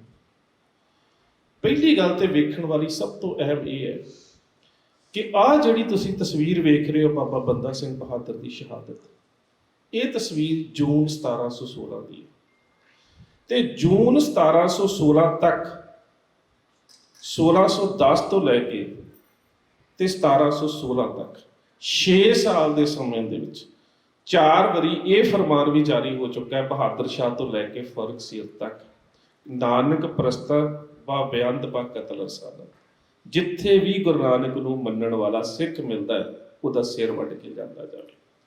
ਹੁਣ ਤੁਸੀਂ ਵੇਖੋ ਜਿਹੜੀ ਗੱਲ ਵੀਰ ਜੀ ਹਰਿੰਦਰ ਸਿੰਘ ਹੁਣਾਂ ਨੇ ਕਹੀ ਸੀ ਕਿ ਲੰਬਾ ਸਮਾਂ, ਇੱਕ ਸਦੀ ਹੋ ਗਈ ਹੈ, ਇਸ ਦਾਅਵੇ ਤੋਂ ਦੂਰ ਕਿਉਂ? ਪਰ ਇਸ ਤਸਵੀਰ ਤੋਂ ਬਾਅਦ ਨਵਾਬ ਕਪੂਰ ਸਿੰਘ ਨੂੰ ਵੇਖੋ ਤੇ ਇਹ ਜਿਹੜਾ 16 ਕੁ ਸਾਲ ਦਾ ਸਮਾਂ ਹੈ, ਉਹਦੇ ਵਿੱਚ ਸਾਡੇ ਆਗੂ ਪ੍ਰਣਾਲੀ ਦੇ ਕੋਲ ਗੁਣ ਕਿਹੜੇ ਹੋਣਗੇ ਕਿ ਜਿਹੜੀ ਹਕੂਮਤ ਸਿਰਾਂ ਦੇ ਮੁੱਲ ਪਾ ਰਹੀ ਹੈ ਉਹ ਸਿਰਾਂ ਨੂੰ ਨਵਾਬੀ ਪੇਸ਼ ਕਰ ਰਹੀ ਹੈ। ਕੋਈ ਗੁਣ ਤਾਂ ਹੋਵੇਗਾ ਸਾਡੇ 'ਚ, ਆਗੂ ਪ੍ਰਣਾਲੀ ਦਾ ਇਹ ਕੁਝ ਗੁਣ ਤਾਂ ਹੋਣਗੇ ਕਿ ਇੰਨੇ ਥੋੜੇ ਸਮੇਂ ਦੇ ਵਿੱਚ ਇੱਕ ਹਕੂਮਤ ਜਿਹੜੀ ਤੁਹਾਡੇ ਸਿਰਾਂ ਦੇ ਮੁੱਲ ਪਾ ਰਹੀ ਸੀ ਉਹ ਤੁਹਾਨੂੰ ਨਵਾਬੀ ਦੇਣ ਦੇ ਵਾਸਤੇ ਝੁਕੀ ਬੈਠੀ ਹੈ। ਨਵਾਬੀ ਦੀ ਖਿੱਲਤ ਲੈ ਕੇ ਜਿਹਦੇ ਵਿੱਚ 1 ਲੱਖ ਰੁਪਈਆ ਨਗਦ, ਕੰਗਣਵਾਲ, ਦੀਪਾਲਪੁਰ, ਝਪਾਲ ਪੱਟੀ ਦਾ ਇਲਾਕਾ ਜਿਹੜਾ ਹੈ ਉਹਨਾਂ ਦੀ ਸਾਰੀ ਨਵਾਬੀ, ਉਸ ਤੋਂ ਇਲਾਵਾ ਇੱਕ ਖਿੱਲਤ, ਇੱਕ ਜੜਾਊ ਤਲਵਾਰ, ਸੋਨੇ ਦੇ ਕੰਗਣ 2 ਤੇ ਉਹਦੇ ਨਾਲ ਇੱਕ ਕਲਗੀ, ਇਹ ਚੀਜ਼ਾਂ ਲੈ ਕੇ ਸਰਦਾਰ ਸ਼ਬੇਗ ਸਿੰਘ ਅੰਮ੍ਰਿਤਸਰ ਪਹੁੰਚੇ। ਬਾਬਾ ਬੰਦਾ ਸਿੰਘ ਬਹਾਦਰ ਦੀ ਸ਼ਹਾਦਤ ਹੋ ਚੁੱਕੀ ਹੈ, ਪਰ ਉਸ ਸਮੇਂ ਕਲਗੀਧਰ ਪਾਤਸ਼ਾਹ ਗੁਰੂ ਗੋਬਿੰਦ ਸਿੰਘ ਮਹਾਰਾਜ ਦੀ ਸਕੂਲ ਦੇ ਬੜੇ ਆਗੂ ਕਹਿ ਸਕਦੇ ਹਾਂ ਬਾਬਾ ਦਰਬਾਰਾ ਸਿੰਘ ਬੜੀ ਸੁਚੱਜੀ ਅਗਵਾਈ ਕਰ ਰਹੇ ਨੇ ਕੌਮ ਦੀ। ਜਦੋਂ ਨਵਾਬੀ ਲੈ ਕੇ ਸਰਦਾਰ ਸ਼ਬੇਗ ਸਿੰਘ ਅੰਮ੍ਰਿਤਸਰ ਪਹੁੰਚਦੇ ਨੇ ਤੇ ਹੁਣ ਇੱਥੇ ਇੱਕ ਗੱਲ ਸਮਝਿਓ ਕਿ ਅੱਜ ਦਾ ਸਿੱਖ ਆਗੂ ਇਸ ਗੱਲ ਨੂੰ ਸਮਝ ਰਿਹਾ। ਜਦੋਂ ਅੰਦਰ ਜਾਣ ਲੱਗਦੇ ਨੇ ਤੇ ਦਰਬਾਰ ਤੇ ਖੜੇ ਸਿੱਖ ਜਿਹੜੇ ਨੇ, ਇਹਦਾ ਜ਼ਿਕਰ ਤੁਹਾਨੂੰ ਪੰਥ ਪ੍ਰਕਾਸ਼ ਦੇ ਵਿੱਚ ਵੀ ਮਿਲ ਜਾਵੇਗਾ, ਤਵਾਰੀ ਗੁਰੂ ਖਾਲਸਾ 'ਚ ਵੀ ਮਿਲ ਜਾਵੇਗਾ। ਸਰਦਾਰ ਸ਼ਬੇਗ ਸਿੰਘ ਨੂੰ ਰੋਕ ਦਿੰਦੇ ਨੇ, ਕਹਿੰਦੇ ਤੁਸੀਂ ਮਿਲਵਰਤਨੀਏ ਸਿੱਖ ਹੋ, ਹਕੂਮਤ ਦੇ ਨਾਲ ਮਿਲਵਰਤਣ ਵਾਲੇ ਸਿੱਖ ਹੋ, ਅੰਦਰ ਖਾਲਸਾ ਬੈਠਾ, ਤੁਹਾਨੂੰ ਅੰਦਰ ਜਾਣ ਦੇ ਵਾਸਤੇ ਵੀ ਤਨਖਾਹ ਲਾਉਣੀ ਪਵੇਗੀ। ਔਰ ਉਹਨਾਂ ਦਾ ਜਵਾਬ ਬੜਾ ਪਿਆਰਾ ਹੈ, ਕਹਿੰਦੇ ਕਿ ਹਮ ਤਨਖਾਹੀਏ ਘਰ ਬਾਰੀ ਲੋਕ, ਜਿਹੜੀ ਗੱਲ ਵੀਰ ਜੀ ਨੇ ਜਿੱਥੋਂ ਆਰੰਭ ਕੀਤੀ ਸੀ, ਘਰ ਬਾਰੀ ਸਮਾਜ ਦੇ ਨਾਲ, ਸੰਸਾਰ ਦੇ ਨਾਲ ਜੁੜੇ ਹੋਏ ਵੀ ਮਜਬੂਰੀ ਹੈ। ਹਮ ਤਨਖਾਹੀਏ ਘਰ ਬਾਰੀ ਲੋਕ, ਪੰਥ ਖਾਲਸਾ ਬਖਸ਼ਣਯੋਗ। ਹੁਣ ਜਿਹੜਾ ਪੰਥ ਖਾਲਸਾ ਹੈ ਉਹ ਮਰਨਾ ਕਬੂਲ ਕਰਕੇ ਸੰਘਰਸ਼ ਦੇ ਵਿੱਚ ਤਿਆਰ ਹੈ, ਤੇ ਜਿਹੜੇ ਦੂਸਰੇ ਨੇ ਉਹ ਨੌਕਰੀ ਕਰ ਰਹੇ ਨੇ ਸਰਕਾਰ ਦੀ। ਹਮ ਤਨਖਾਹੀਏ ਘਰ ਬਾਰੀ ਲੋਕ, ਪੰਥ ਖਾਲਸਾ ਬਖਸ਼ਣਯੋਗ। ਤੁਸੀਂ ਉਚੇਰੇ ਹੋ। ਅੱਜ ਇੱਕ ਵੱਡਾ ਫਰਕ ਇਹ ਪਿਆ ਕਿ ਸੰਘਰਸ਼ਸ਼ੀਲ ਧਿਰ ਉਚੇਰੀ ਨਹੀਂ ਰਹੀ। ਜਿਹਦੇ ਕੋ ਪਾਤਸ਼ਾਹੀ ਦਾਅਵੇ ਦੀ ਗੱਲ ਕਰਨੀ ਸੀ ਜਿੰਨੇ, ਉਹ ਧਿਰ ਉਚੇਰੀ ਨਹੀਂ ਰਹੀ। ਇਸੇ ਕਰਕੇ ਸਾਡੇ ਫੈਸਲੇ ਜਿਹੜੇ ਨੇ ਉਹ ਧਿਰ ਕਰ ਰਹੀ ਹੈ ਜਿਹੜੀ ਮਿਲ ਵਰਤਣੀ ਵੀ ਨਾ ਕਹੀਏ, ਉਹਦੇ ਤੋਂ ਵੀ ਇੱਕ ਅਗਲੀ ਦਰਜੇ ਤੇ ਜਾ ਚੁੱਕੇ ਨੇ। ਇਹੀ ਕਾਰਨ ਹੈ ਨਾ ਕਿ ਕੌਮ ਦੇ ਪੰਥਕ ਮਸਲੇ ਹੋਣ ਤੇ ਜਾਣ ਉਸ ਸਰਕਾਰ ਦੀ ਅਦਾਲਤ ਦੇ ਵਿੱਚ ਜਿਨ੍ਹਾਂ ਤੋਂ ਲੰਬੇ ਸਮੇਂ ਤੋਂ ਕਹਿ ਰਹੇ ਸਾਨੂੰ ਇਨਸਾਫ ਨਹੀਂ ਮਿਲੇ, ਤੇ ਇਹਦੇ ਤੋਂ ਵੱਡੀ ਸ਼ਰਮਨਾਕ ਗੱਲ ਤਾਂ ਹੋਰ ਕੋਈ ਵੀ ਨਹੀਂ ਹੋ ਸਕਦੀ। ਔਰ ਖਾਸ ਕਰਕੇ ਸਾਡੇ ਤਖਤਾਂ ਦੇ ਜਥੇਦਾਰ, ਤਖਤਾਂ ਦੇ ਸੇਵੇਦਾਰ ਜਦੋਂ ਉਹ ਦੁਨਿਆਵੀ ਅਦਾਲਤਾਂ 'ਚ ਜਾਣਗੇ ਤੇ ਫਿਰ ਅਕਾਲ ਤਖਤ ਸਾਹਿਬ ਦੀ ਉੱਥੇ ਅਹਿਮੀਅਤ ਕੀ ਰਹਿ ਜਾਂਦੀ ਹੈ। ਇਹ ਸਭ ਤੋਂ ਅਹਿਮ ਗੱਲ ਹੈ। ਸਰਦਾਰ ਸ਼ਬੇਗ ਸਿੰਘ ਅੰਦਰ ਗਏ। ਹੁਣ ਇੱਥੇ ਸਮਝੀਏ ਕਿ ਸਾਡੀ ਆਗੂ ਪ੍ਰਣਾਲੀ ਜਿਹੜੀ ਹੈ ਉਹ ਪਾਤਸ਼ਾਹੀ ਦਾਅਵੇ ਨੂੰ ਸਮਝਦੀ ਕਿਵੇਂ। ਸਰਦਾਰ ਦਰਬਾਰਾ ਸਿੰਘ ਦੇ ਅੱਗੇ ਇਸ ਖਿੱਲਤ ਨੂੰ, ਨਵਾਬੀ ਦੀ ਪੇਸ਼ਕਸ਼ ਨੂੰ ਪੇਸ਼ ਕੀਤਾ ਗਿਆ। ਉਹਨਾਂ ਦਾ ਜਵਾਬ ਹੈ, ਹਮ ਰਾਖਤ ਪਾਤਸ਼ਾਹੀ ਦਾਵਾ ਜਾਂ ਇਤਕੋ ਜਾਂ ਅਗਲੋ ਪਾਵਾ, ਕਿ ਅਸੀਂ ਤੇ ਮਿੱਥਿਆ ਹੋਇਆ ਹੈ ਕਿ ਮੈਦਾਨੇ ਜੰਗ 'ਚ ਜੂਝਣਾ ਹੈ, ਸੰਘਰਸ਼ ਕਰਨਾ ਹੈ, ਸ਼ਹਾਦਤ ਦੇਣੀ ਹੈ, ਤੇ ਸਾਡਾ ਇਹ ਅਟੱਲ ਵਿਸ਼ਵਾਸ ਹੈ ਕਿ ਜੇਕਰ ਅਸੀਂ ਜੂਝਾਂਗੇ ਤੇ ਸੰਘਰਸ਼ ਦੇ ਨਾਲ ਇਸ ਰਾਜ ਸੱਤਾ ਦੀ ਪ੍ਰਾਪਤੀ ਕਰਾਂਗੇ, ਬਾਦਸ਼ਾਹਤ, ਪਾਤਸ਼ਾਹੀ ਵਾਲੀ ਗੱਲ ਹੋ ਰਿਹਾ ਜਿਸ ਤਰ੍ਹਾਂ ਵੀ ਜੀ ਸਮਝਾਈ ਹੈ, ਇਹਦੀ ਪ੍ਰਾਪਤੀ ਕਰਾਂਗੇ। ਤੇ ਜੇ ਇਸ ਬਾਦਸ਼ਾਹਤ ਦੀ ਜੰਗ ਦੇ ਵਿੱਚ ਸ਼ਹੀਦ ਹੋਵਾਂਗੇ ਤੇ ਗੁਰੂ ਦੀ ਗੋਦ 'ਚ ਜਾਵਾਂਗੇ, ਉੱਥੇ ਬਾਦਸ਼ਾਹੀ ਤੋਂ ਵੀ ਵੱਡੀ ਗੱਲ ਹੈ ਕਿ ਸੱਚੇ ਪਾਤਸ਼ਾਹ ਦੀ ਗੋਦ 'ਚ ਹੋਵਾਂਗੇ। ਸੋ ਸਾਡਾ ਤੇ ਨਿਸ਼ਾਨਾ ਸਪਸ਼ਟ ਹੈ, ਡਗਮਗ ਛਾੜ ਰੇਵਨ ਬੌਰਾ, ਕੋਈ ਦੁਬਿਧਾ ਨਹੀਂ ਹੈ, ਕਿਸੇ ਤਰ੍ਹਾਂ ਦੀ ਕੋਈ ਵੀ ਮਨ ਦੇ ਵਿੱਚ ਅਟਕ ਨਹੀਂ ਹੈ, ਕੋਈ ਦੁਬਿਧਾ ਨਹੀਂ ਹੈ। ਸਾਡਾ ਨਿਸ਼ਾਨਾ ਸਪਸ਼ਟ ਹੈ ਕਿ ਹਮ ਰਾਖਤ ਪਾਤਸ਼ਾਹੀ ਦਾਵਾ ਜਾਂ ਇਤਕੋ ਜਾਂ ਅਗਲੋ ਪਾਵਾ, ਜਾਂ ਲੋਕ ਜਾਂ ਪਰਲੋਕ, ਜਾਂ ਇੱਥੇ ਬਾਦਸ਼ਾਹੀ ਤੇ ਜਾਂ ਫਿਰ ਗੁਰੂ ਦੀ ਗੋਦ 'ਚ ਸੱਚੀ ਪਾਤਸ਼ਾਹੀ। ਸਾਡਾ ਤੇ ਬੜਾ ਸਪਸ਼ਟ ਹੈ ਨਿਸ਼ਚਾ। ਸਰਦਾਰ ਸ਼ਬੇਗ ਸਿੰਘ ਸੋਚਦੇ ਨੇ ਕਿ ਇਹਨਾਂ ਤੋਂ ਉੱਪਰ ਫਿਰ 5 ਪਿਆਰਿਆਂ ਦੇ ਨਾਲ ਗੱਲ ਕੀਤੀ ਜਾ ਸਕਦੀ ਹੈ। 5 ਪਿਆਰਿਆਂ ਦੇ ਵਿੱਚ ਉਸ ਸਮੇਂ ਬੈਠੇ ਨੇ ਬਾਬਾ ਦੀਪ ਸਿੰਘ ਜੀ ਸ਼ਹੀਦ, ਬਾਬਾ ਕਰਮ ਸਿੰਘ ਜੀ ਸ਼ਹੀਦ, ਸਰਦਾਰ ਜੱਸਾ ਸਿੰਘ ਜੀ, ਸਰਦਾਰ ਹਰੀਪ ਸਿੰਘ ਜੀ ਭੰਗੀ ਮਿਸਲ ਦੇ ਵਿੱਚੋਂ, ਤੇ ਮਹਾਰਾਜਾ ਰਣਜੀਤ ਸਿੰਘ ਦੇ ਪੜਦਾਦੇ ਦਾ ਪਿਤਾ ਸਰਦਾਰ ਨੌਧ ਸਿੰਘ। ਕੁਝ ਸਰੋਤਾਂ ਨੇ ਉੱਥੇ ਨਾਮ ਬੁੱਢਾ ਸਿੰਘ ਲਿਖਿਆ, ਪਰ ਬੁੱਢਾ ਸਿੰਘ ਨੌਧ ਸਿੰਘ ਦਾ ਬਾਪ ਸੀ, ਉਹ ਥੋੜਾ ਸਮਾਂ ਪਹਿਲਾਂ ਹੋ ਚੁੱਕੇ ਨੇ। ਉਹਨਾਂ ਦੇ ਅੱਗੇ ਜਦੋਂ ਪੇਸ਼ਕਸ਼ ਕੀਤੀ ਗਈ ਤੇ ਉਸ ਪੇਸ਼ਕਸ਼ ਦੇ ਪ੍ਰਤੀ ਜਿਹੜਾ ਉਹਨਾਂ ਦਾ ਜਵਾਬ ਹੈ, ਹੁਣ ਤੁਸੀਂ ਵੇਖੋਗੇ ਕਿ ਇਹਨਾਂ ਪੰਜ ਪ੍ਰਧਾਨੀ ਜਿਹੜਾ ਸਿਸਟਮ ਹੈ, ਜਾਂ ਜਿਹੜੀ ਸਾਡੀ ਅਕਾਲ ਤਖਤ ਸਾਹਿਬ ਦੀ ਸਿਧਾਂਤਕ ਤੌਰ ਤੇ ਉੱਚਤਾ ਹੈ, ਉਹਦਾ ਮਿਆਰ ਜਿਹੜਾ ਉਹਦੀ ਰਾਖੀ ਕਿਵੇਂ ਕਰਦੇ। ਉਹ ਕਹਿੰਦੇ ਪਾਤਸ਼ਾਹੀ ਛੱਡ ਕਿਮ ਲਿਵੇ ਨਵਾਬੀ, ਇਤ ਉਤ ਕਿਮ ਹਮ ਕਰੇ ਖਰਾਬੀ। ਫਿਰ ਗੱਲ ਲੋਕ ਪਰਲੋਕ ਦੀ ਆ ਗਈ। ਸਿੱਖਾਂ ਦਾ ਆਗੂ ਜਵਾਬ ਦੇ ਰਿਹਾ ਹੈ ਕਿ ਸਾਡੇ ਕੋਲ ਤਾਂ ਬਾਦਸ਼ਾਹੀ ਵੀ ਹੈ ਤੇ ਪਾਤਸ਼ਾਹੀ ਵੀ ਹੈ ਸੱਚੇ ਪਾਤਸ਼ਾਹ ਦੀ ਗੋਦ ਦੀ। ਮੈਦਾਨੇ ਜੰਗ ਚ ਜੂਝਾਂਗੇ, ਬਾਦਸ਼ਾਹਤ ਲਵਾਂਗੇ, ਸ਼ਹੀਦ ਹੋਵਾਂਗੇ, ਸੱਚੇ ਪਾਤਸ਼ਾਹ ਦੀ ਗੋਦ ਚ ਹੋਵਾਂਗੇ, ਕਿ ਸਾਡਾ ਲੋਕ ਵੀ ਸੁਖੀ ਆ ਤੇ ਪਰਲੋਕ ਵੀ ਸੁਹੇਲਾ ਹੈ। ਹੁਣ ਜਿਹੜੇ ਪੰਜ ਸਿੰਘ ਨੇ ਉਹਨਾਂ ਦਾ ਜਵਾਬ ਕੀ ਹੈ? ਕਹਿੰਦੇ ਪਾਤਸ਼ਾਹੀ ਛੱਡ। ਸਾਡੇ ਕੋਲ ਤੇ ਆਲਰੇਡੀ ਪਾਤਸ਼ਾਹੀ ਹੈ, ਕਿਉਂਕਿ ਜਿਹੜੀ ਪੰਜ ਪ੍ਰਧਾਨੀ ਸਿਸਟਮ, ਜਦੋਂ ਪੰਥ ਗੁਰੂ ਹੈ ਤੇ ਗੁਰੂ ਦੇ ਕੋਲ ਪਾਤਸ਼ਾਹੀ ਹਮੇਸ਼ਾ, ਜਿਹੜੀ ਗੱਲ ਵੀਰ ਜੀ ਨੇ ਕੀਤੀ ਸੀ। ਤੇ ਹੁਣ ਜਿਹੜੀ ਇਹ ਗੁਰੂ ਵੱਲੋਂ ਬਖਸ਼ੀ ਪਾਤਸ਼ਾਹੀ ਹੈ, ਇਹਨੂੰ ਛੱਡ ਕੇ ਕਿਸੇ ਮਨੁੱਖ ਦੀ ਦਿੱਤੀ ਹੋਈ ਨਵਾਬੀ ਨੂੰ ਸਵੀਕਾਰ ਕਿਵੇਂ ਕਰੀਏ? ਉਹ ਕਹਿ ਰਹੇ ਸੀ ਕਿ ਸਾਡੇ ਕੋਲ ਦੋਵੇਂ ਵੀ ਨੇ, ਲੋਕ ਵੀ ਨੇ ਤੇ ਪਰਲੋਕ ਵੀ ਨੇ। ਇਹ ਕਹਿੰਦੇ ਲੋਕ ਪਰਲੋਕ ਤੋਂ ਵਾਂਝੇ ਕਿਵੇਂ ਹੋ ਜਾਈਏ? ਸਾਨੂੰ ਤਾਂ ਗੁਰੂ ਪੰਥ ਨੂੰ ਪਾਤਸ਼ਾਹ ਨੇ ਪਾਤਸ਼ਾਹੀ ਬਖਸ਼ੀ ਹੈ। ਪਾਤਸ਼ਾਹੀ ਛੱਡ ਕਿਮ ਲਿਵੇ ਨਵਾਬੀ, ਇਤ ਉਤ ਕਿਮ ਹਮ ਕਰੇ ਖਰਾਬੀ। ਲੋਕ ਵੀ ਖਰਾਬ ਕਰਾਂਗੇ, ਪਰਲੋਕ ਵੀ ਖਰਾਬ ਕਰਾਂਗੇ, ਜੇ ਪੰਥ ਦੀ ਪਾਤਸ਼ਾਹੀ ਦੀ ਦਾਅਵੇਦਾਰੀ ਛੱਡ ਕੇ ਦੁਨਿਆਵੀ ਮਨੁੱਖ ਤੋਂ ਨਵਾਬੀ ਦੀ ਆਸ ਰੱਖਾਂਗੇ। ਆਖਰੀ ਫੈਸਲਾ ਭਾਈ ਮਨੀ ਸਿੰਘ, ਗੁਰੂ ਪਾਤਸ਼ਾਹ ਦਾ ਹੁਕਮ, ਟਹਿਲ ਮਹਿਲ ਤਾਕੋ ਮਿਲੇ ਜਾ ਕੋ ਸਾਧ ਕਿਰਪਾਲ। ਸਰਦਾਰ ਰਤਨ ਸਿੰਘ ਭੰਗੂ ਪੰਥ ਪ੍ਰਕਾਸ਼ ਚ ਲਿਖਦੇ ਕਿ ਇਹ ਸਿੰਘ ਉਸ ਸਮੇਂ ਪੜ੍ਹ ਰਿਹਾ ਬਾਣੀ ਤੇ ਇਹ ਆਵਾਜ਼ ਕੰਨਾਂ ਦੇ ਵਿੱਚ ਪਈ ਤੇ ਪੰਥ ਨੇ ਫੈਸਲਾ ਕੀਤਾ ਗੁਰੂ ਦੀ ਬਾਣੀ ਦੀ ਓਟ ਤੇ ਆਸਰੇ ਦੇ ਵਿੱਚ ਕਿ ਟਹਿਲ ਮਹਿਲ ਤਾਕੋ ਮਿਲੇ ਜਾ ਕੋ ਸਾਧ ਕਿਰਪਾਲ। ਜਿਹੜਾ ਸੇਵਾ ਕਰ ਰਿਹਾ ਉਹਦੀ ਝੋਲੀ ਦੇ ਵਿੱਚ ਫਿਰ ਨਵਾਬੀ ਪਾ ਦੋ। ਸੇਵਾ ਕਰ ਰਹੇ ਨੇ ਸਰਦਾਰ ਕਪੂਰ ਸਿੰਘ, ਹਯਾਤ ਖਾਨ ਦੇ ਨਾਲ ਲੜ ਕੇ ਆਏ ਨੇ। ਸਾਡੇ ਇਤਿਹਾਸਕ ਸਰੋਤ ਕਹਿੰਦੇ ਨੇ ਮੱਥੇ ਤੇ ਵੀ ਫੱਟ ਦਾ ਨਿਸ਼ਾਨ ਸੀ, ਹੱਥ ਤੇ ਵੀ ਕਿਰਪਾਨ ਵੱਜੀ ਹੋਈ ਸੀ, ਫੱਟ ਦਾ ਨਿਸ਼ਾਨ ਸੀ। ਉਹਦੇ ਬਾਵਜੂਦ ਸੰਗਤ ਦੇ ਵਿੱਚ ਪੱਖੇ ਦੀ ਸੇਵਾ ਕਰ ਰਹੇ, ਸੰਗਤ ਦੇ ਵਿੱਚ ਪੱਖਾ ਚੱਲਣ ਦੀ ਸੇਵਾ ਕਰ ਰਹੇ ਨੇ। ਤੇ ਉਹਨਾਂ ਨੂੰ ਕਿਹਾ ਗਿਆ ਕਿ ਇਸ ਨਵਾਬੀ ਨੂੰ ਤੁਸੀਂ ਪ੍ਰਵਾਨ ਕਰ ਲਓ। ਹੁਣ ਉੱਥੇ ਸਿੱਖ ਦਾ ਜਵਾਬ ਕੀ ਹੈ? ਉਸ ਸਮੇਂ ਉਹ ਆਗੂ ਨਹੀਂ ਹੈ, ਉਹ ਇੱਕ ਮਿਸਲ ਦੇ ਵਿੱਚ ਜਥੇਦਾਰੀ ਕਰ ਰਹੇ ਨੇ, ਉਸ ਮਿਸਲ ਦੇ ਤਬੇਲੇ ਦੇ ਵਿੱਚ ਘੋੜਿਆਂ ਦੀ ਸਾਂਭ ਸੰਭਾਲ ਵੀ ਕਰ ਰਹੇ ਨੇ। ਪਰ ਜਵਾਬ ਕੀ ਹੈ? ਹਮਕੋ ਪਾਤਸ਼ਾਹੀ ਨਾਨਕ ਦਈ, ਹਮਕੋ ਲੋੜ ਨਵਾਬੀ ਨਹੀਂ। ਘਣਾ ਸਿੱਖ ਇਸ ਸਿਰ ਇਸ ਸੇਵਾ ਮਾਹੀ। ਮੈਨੂੰ ਸੇਵਾ ਦੇ ਵਿੱਚ ਹੀ ਬੜਾ ਆਨੰਦ ਆ ਰਿਹਾ ਹੈ, ਮੈਂ ਤੇ ਇਹਨੂੰ ਹੀ ਪਾਤਸ਼ਾਹੀ ਸਮਝ ਰਿਹਾ ਤੇ ਮੈਂ ਦੁਨਿਆਈ ਨਵਾਬੀ ਕਿਉਂ ਲਵਾਂ? ਜਿੰਨਾ ਚਿਰ ਤੱਕ ਇਹ ਤਿੰਨ ਗੁਣ ਨਹੀਂ ਆਉਂਦੇ ਸਾਡੀ ਆਗੂ ਪ੍ਰਣਾਲੀ ਦੇ ਵਿੱਚ, ਕਿ ਦੁਨਿਆਵੀ ਬਾਦਸ਼ਾਹ ਦੇ ਸੰਕਲਪ ਨੂੰ ਸਮਝਣਾ, ਰੂਹਾਨੀਅਤ ਦੀ ਜਿਹੜੀ ਪੰਥ ਦੀ ਪਾਤਸ਼ਾਹੀ ਹੈ ਉਹਨੂੰ ਸਮਝਣਾ ਤੇ ਉਹਦੇ ਪ੍ਰਤੀ ਸਾਡੀ ਸੋਝੀ ਹੋਣੀ।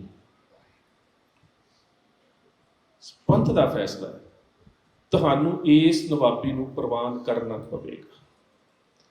ਹੁਣ ਨਵਾਬੀ ਦੀ ਪ੍ਰਵਾਨਗੀ ਦੇ ਵਾਸਤੇ ਸਿੱਖ, ਇਹ ਹੁਣ ਨਵਾਬੀ ਜਿਹੜੀ ਹੈ ਦੁਨਿਆਵੀ ਹੈ, ਇੱਕ ਦੁਨਿਆਵੀ ਬਾਦਸ਼ਾਹ ਦੇ ਵੱਲੋਂ, ਇੱਕ ਫੌਜਦਾਰ ਦੇ ਵੱਲੋਂ ਜਾਂ ਇੱਕ ਗਵਰਨਰ ਦੇ ਵੱਲੋਂ ਭੇਜੀ ਗਈ ਦੁਨਿਆਵੀ ਨਵਾਬੀ ਹੈ।